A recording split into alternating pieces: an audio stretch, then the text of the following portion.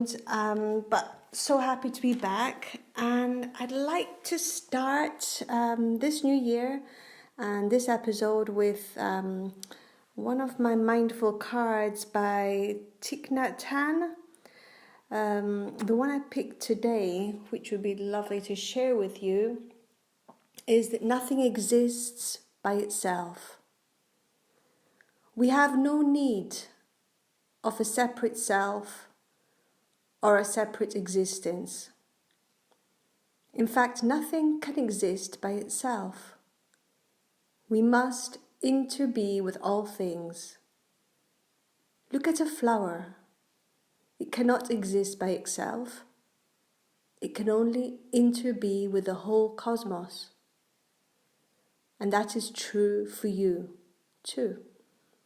Getting rid of the concept of self is a key to happiness, because all suffering is born from this concept of a separate self. Right, dears, I hope you like that card. It's a beautiful message reminding us we're all part of a whole bigger thing than just our own private little individual lives, and that's very, very nice to keep in mind. So I'm going to continue today. I've got a little planning of things I'd like to do in this episode. One is to read you a little haiku. A haiku, so I'll start with telling you what a haiku is. Some people may already know. I've got another book which I'm going to read a little excerpt from. It's called The Mindful Woman by Sue Patton-Twell. And in it, she talks a little bit about haikus. So she says, haiku is a type of poetry from the Japanese culture. It is simple, compact, and can include themes of nature, feelings, and experiences. A haiku has only 3 lines and rarely rhymes. The first line has 5 syllables, the second line 7 syllables, and the third line 5 syllables. The fun and challenge of haiku is painting a mental picture in only 3 lines using a scant 17 syllables. Haiku offers a process of simplifying and distilling that invites new awareness and deeper understanding into our hearts and minds. So I have written haikus myself over the years. I'll just share the last one, which I wrote just now before sitting down to be here with you. Again, remember it's 5 syllables, the first line, 7 the second, and 5 the third. So I wrote, cold winter sets in, brown leaves scattered on the ground, find comfort within. So dear ones, yes, I encourage you to take time when you can to write a haiku if that inspires you, or just to have some time out. I think that's really valuable, and we should all take that special time out throughout our day, even if it's just for 3 full deep breaths.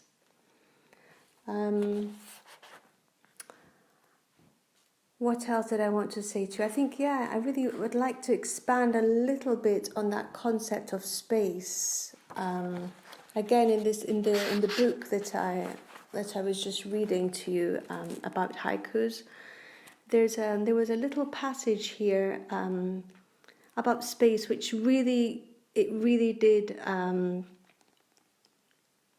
It made sense to me, and I could understand it as something important, and that maybe people don't think of and don't try and include enough space in their day.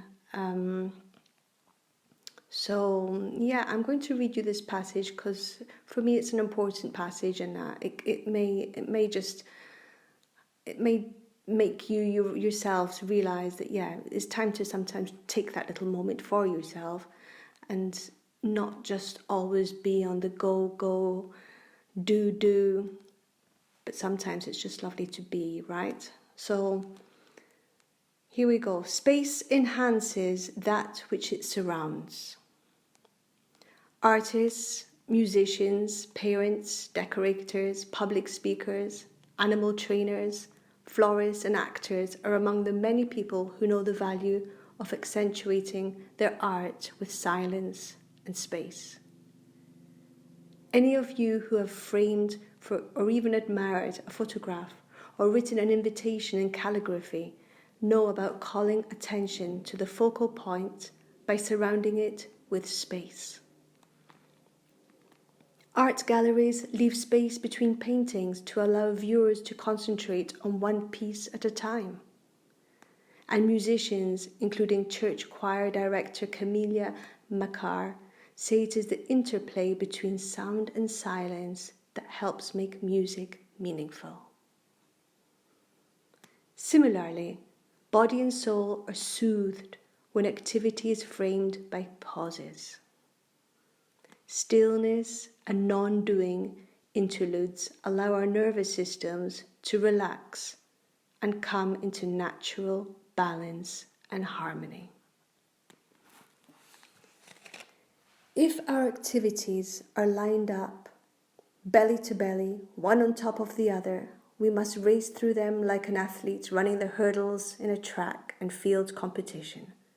Jump, sprint, jump, sprint, jump. In contrast, having time and space, even a small amount, as long as it is allotted consciously, around activities invites us to savor, absorb, and actually experience them. Indigenous wisdom teaches that resting and intermittent pauses allow your spirit to catch up with your body. So, does your life have white space? If not, how might you begin to surround your activities with space? Where would you like to pause? Maybe you could try to underschedule one day this week. And if that's too difficult, consciously underschedule 1 hour in the next 2 days. Take pleasure in the white space that you create. Maybe you could surround several activities with mini spaces. For instance, concentrate on taking a few deep breaths while waiting for a Zoom meeting to begin. Or look at the trees and grass while waiting for your kids to get ready for an appointment. Take a few minutes after lunch to simply be. Remember, dears, space highlights that which it surrounds. So I think since it's winter here in the Northern Hemisphere,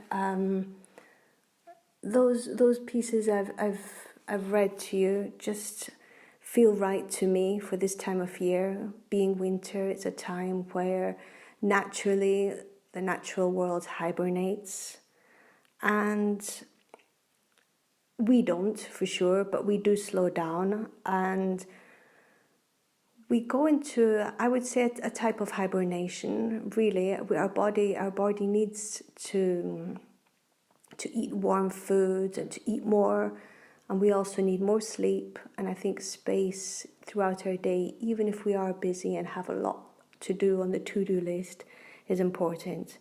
So remember to breathe, friends. Take that time out when you can. And if haiku inspires you, you could even try that as a little spacious activity. Or just stop and close your eyes and pause. Okay, dears, I'm going to wrap up this little episode with that today. But I'm going to come back very shortly with, I think in my next episodes, I'm going to probably do a little series of relaxations. I have these beautiful relaxation books for children. They're actually for children.